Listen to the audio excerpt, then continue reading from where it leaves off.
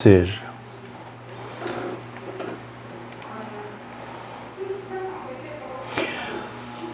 Oi, gente, que nesse momento nós possamos estar conectados através da internet e através dos laços amorosos do nosso coração. E laços amorosos não tem nada a ver com sentimento. E vamos conversar sobre isso. Se o amor é um sentimento ou não. O amor que Jesus nos exorta a termos. Esse Jesus, esse rabi, esse doutor da lei, esse mestre, caminho, verdade e vida. Ele disse uma frase que o reino dos céus não virá por formas exteriores. Nesse momento ele já localiza o reino dos céus, que vai ser algo íntimo, algo interior, que não será algo exterior. Que essa edificação desse reino compete a cada um e a cada uma, a todos nós que somos arquitetos da nossa própria existência. E essa nossa própria existência aqui na Terra, nós precisamos saber o que é, quem que nós somos, afinal de contas, o que estamos fazendo aqui. Nós somos seres espirituais numa romagem material, seres espirituais, isto é, somos espíritos numa experiência transitória material de aprendizado. Fomos criados à imagem e semelhança de Deus, em espírito e inteligência, criados simples e ignorantes, e vamos conhecendo paulatinamente, gradativamente, de experiência em experiência, e no nosso caso aqui presente, de encarnação em encarnação, vamos aprendendo a verdade. E quando a gente entende a verdade, a gente se livra dos elos da escravidão, da ignorância. Por isso que conhece a verdade vos libertará. Mas, para falar de verdade, nós vamos buscar 3 maneiras que os antigos falavam a palavra verdade. Vamos falar aletheia, que é do grego, vamos falar de veritas, que é latim, e amunar, que é o hebraico. O hebraico, a língua da velha Jerusalém, que também era o aramaico, a língua popular das pessoas. Então, mas o que é a verdade? Cada um tem um jeito de olhar a realidade que o cerca e fazer as suas interpretações. Alguns acham que morreu, acabou. Alguns acham que morre e vai para o céu, vai para o inferno. Alguns acham que quando a gente morre, a gente adormece e vamos aguardar o juízo final. E nós, espíritas, nós sabemos que quando a gente morre, a gente se liberta do corpo físico e voltamos à pátria, o plano espiritual. Lá vamos recapitular o que é que nós fizemos de bom e coisas não tão boas. É como se passasse um filme na nossa consciência e a gente vai identificar ali onde nós erramos, onde nós deixamos de acertar, o que nós precisamos acertar da próxima vez. E está lá, no primeiro mandamento da lei de Deus, está no Evangelho segundo o Espiritismo, onde tem um enunciado grande. Eu sou o Senhor teu Deus que te tirou da terra da servidão do Egito. Não erigirás imagem, imagem nenhuma. E aí vai, e está lá escrito, e punirei as iniquidades dos pais na 3ª e 4ª geração.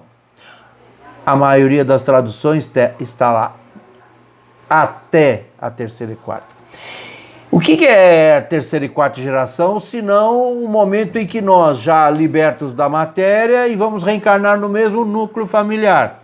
Eu estou o Fernando, mas pode ser que eu reencarne como filho do meu neto, no mesmo grupo familiar, em que eu devo reparar os meus erros. reconstruir o que eu derribei, reformular o que eu não pude fazer agora. Então a gente vai reencarnando nos grupos familiares.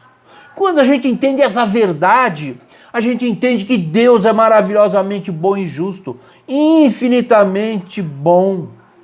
Então Deus, maravilhosamente bom e justo, não criará ninguém para ser condenado eternamente ao fogo do inferno. O Hades da velha Grécia, né, que serviu de inspiração para as pessoas entenderem o que era o fogo do inferno. O fogo do inferno é a nossa consciência queimando de culpa. Então nós reencarnamos nos grupos familiares que nós temos afinidade ou que temos necessidade de reencarnar, e ali vamos experimentando as nossas relações com as pessoas que nos acompanham há milênios. Por acréscimo de misericórdia, nós esquecemos o que se passou em encarnações passadas. E a gente recomeça como que do zero. A gente reaprende a andar, reaprende a falar, reaprende a conhecer as pessoas. Nós trazemos ali uma memória, mas uma memória emocional. A gente sente mais simpatia por um do que por outro, a gente sente mais afinidade de um do que por outro, enfim, a gente vai recordando pelo sentimento quem foi aquela pessoa em encarnações passadas. É assim que a gente encontra um amigo, uma amiga que faz muito tempo que a gente não vê, e a gente como se sempre tivesse juntos. É muita afinidade. O amigo é um irmão, uma irmã que a gente escolhe para a nossa vida. Então, essas verdades de que nós somos seres espirituais, filhos do Altíssimo, somos destinados à perfeição relativa, porque perfeito mesmo só Deus. Mais cedo ou mais tarde a gente não terá mais necessidade de encarnar nesses corpos materiais. Chegaremos a um estágio de espíritos puros, espíritos felizes. Mas para chegar lá nós precisamos depurar o nosso orgulho, nossa vaidade, o nosso preconceito. E isso é uma tarefa das mais difíceis, não é mesmo? Quando a gente está na via pública, num transporte coletivo, e alguém pisa no nosso pé, alguém nos ofende, alguém fura a fila, passa na nossa frente, nós ficamos indignados, ficamos revoltados, nós queremos ir no pescoço da pessoa. Nós sentimos ódio, nós sentimos ira. E nesse momento, o que fala alto dentro da gente são as nossas tendências primitivas, que nós trazemos no transcorrer dos milênios, e que de encarnação em encarnação a gente vai aprendendo a ter mais paciência, ter mais tolerância, entender o erro do outro, não é aceitar o erro do outro, não é corroborar com o erro do outro, mas é entender o erro do outro. E entender que esse outro é o meu próximo, que eu devo amá-lo. Porque Jesus falou, amai os que vos perseguem, amai os vossos inimigos, amai o próximo como a si mesmo. Então, nessa experiência da gente conviver, a gente vai identificando os nossos monstros íntimos, vai identificando aquilo que nos machuca. O que nos machuca efetivamente não é o que agride a nossa matéria, mas é aquilo que agride o nosso coração.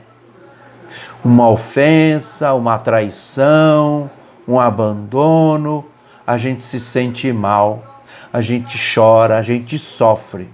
O sofrimento, ele vem para chacoalhar a vida da gente. O sofrimento vem para mostrar, olha, a vida não é só isso, a vida não é só a materialidade. A dor, o sofrimento vem para nos trazer uma interrogação. O que é que vem depois disso tudo? E quando a gente entende essas verdades trazidas pelos Espíritos, através da codificação de Allan Kardec, a nossa existência parece melhorar o nosso foco.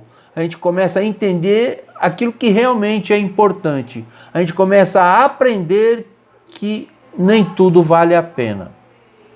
Como diria o professor Mário Sérgio Cortella, que é católico, não é espírita, ele diz num dos seus livros, ele diz o seguinte: nem tudo que é urgente é importante. E o importante na nossa vida hoje é a gente repactuar, fazer as pazes com quem nós ofendemos. Mas se não há condições para o diálogo, façamos uma oração. E a oração é você vibrar positivamente para a pessoa, pedindo a Deus para abençoar aquela pessoa, mesmo que aquela pessoa te deteste. Você fazendo isso, aquela pessoa vai diminuindo a sua interferência, a sua influência sobre você. E essa pessoa pode estar encarnada ou pode estar desencarnada. Então, quando a gente for dormir, faz uma prece. Senhor, me perdoe pelos meus erros, me dê a oportunidade da reparação. Me dê uma boa noite de sono, afaga o meu coração. Me proteja, Senhor, esclareça onde eu for, aqui e acolá.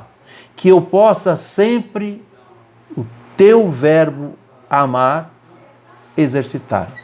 Então a gente tem que fazer algumas orações, pedir para Jesus nos dar o bom caminho e pedir e obtereis. Jesus não nos deixou aqui.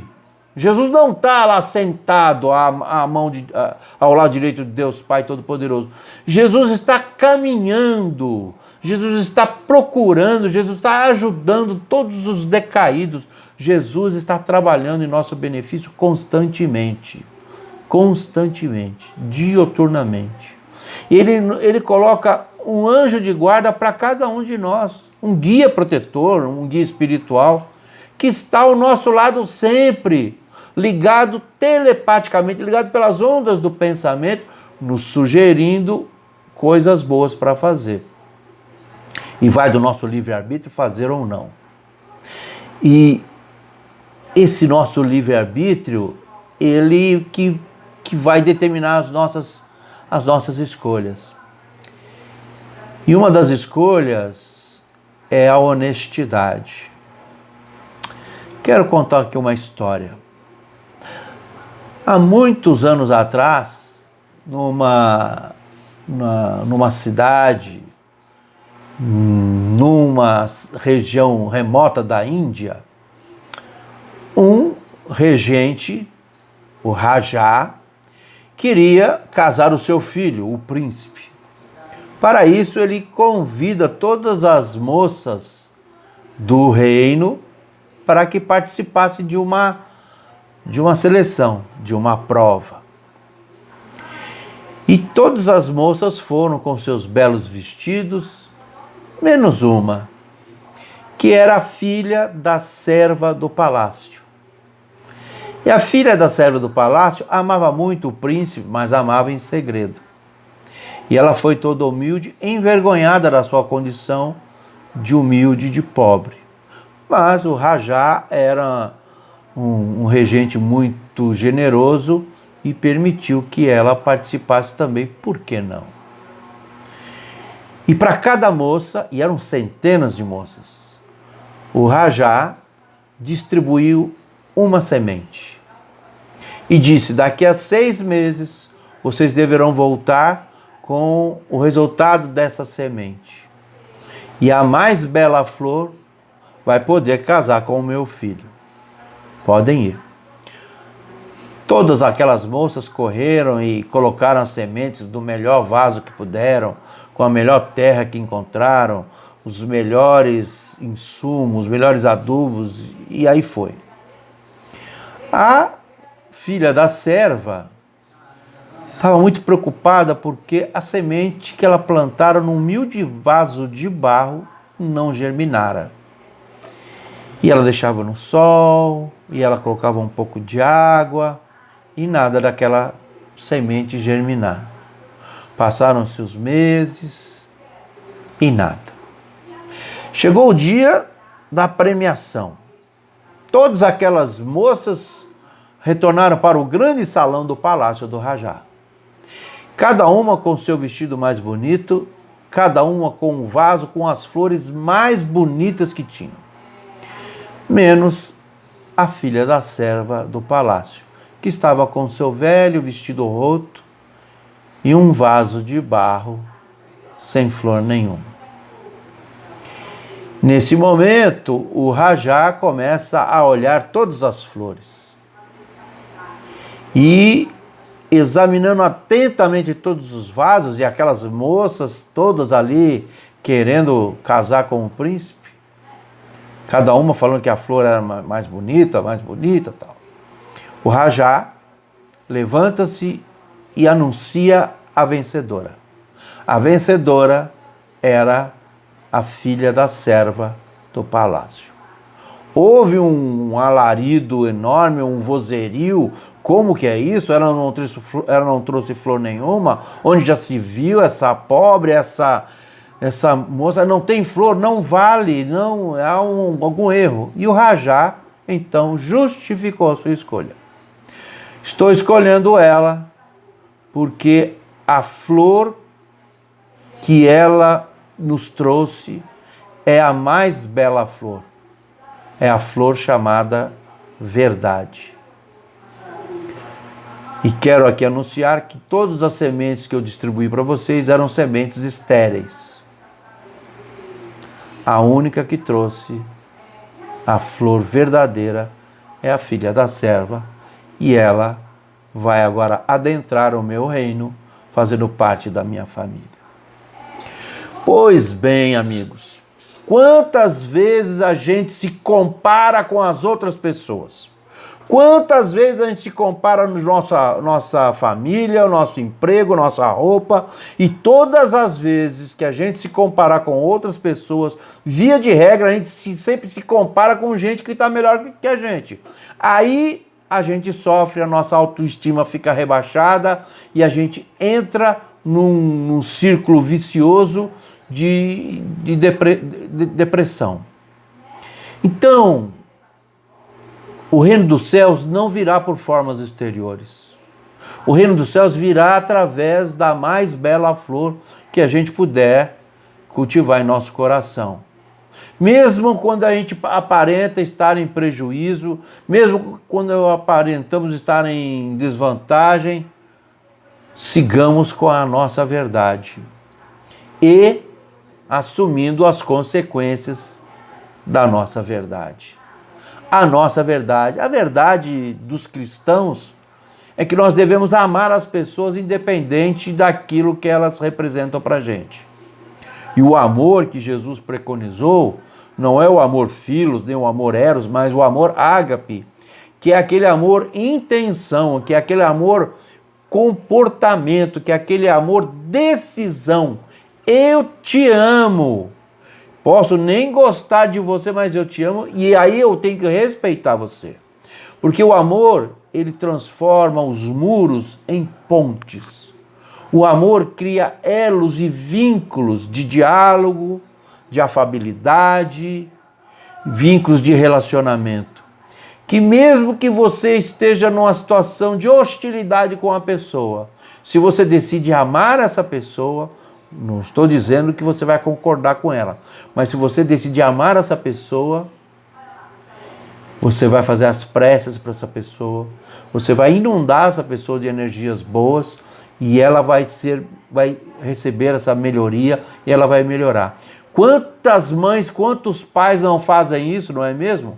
Ama um filho todo cheio de defeitos, todo cheio de pecados. Então, que nós saibamos valorizar essa verdade nossa. Que o reino dos céus não virá de formas exteriores. Que a mais bela flor é a flor da verdade e que a grande verdade das nossas vidas é que somos filhos do Altíssimo, criados à sua imagem e semelhança, em pensamento e inteligência e espírito. Somos herdeiros do universo, colocados neste planeta Terra para aprendermos a nos amar, nos tolerar, a conviver.